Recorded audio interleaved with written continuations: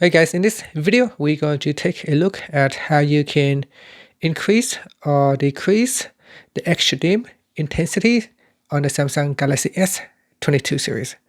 So if the extra dim is too dark for you, you can always go in here and just decrease the intensity so so that it is extra dim but not too dark for you.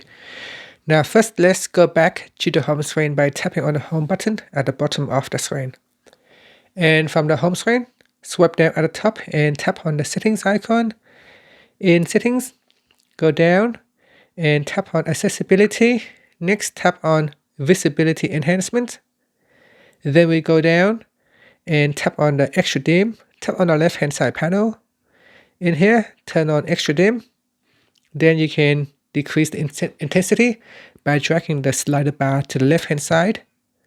To increase the intensity, drag it to the right hand side, and once it is turned on, you can see your screen should stay dark most of the time unless you turn off extra dim. So in here I can use the shortcut to switch it off. And that's it. Thank you for watching this video.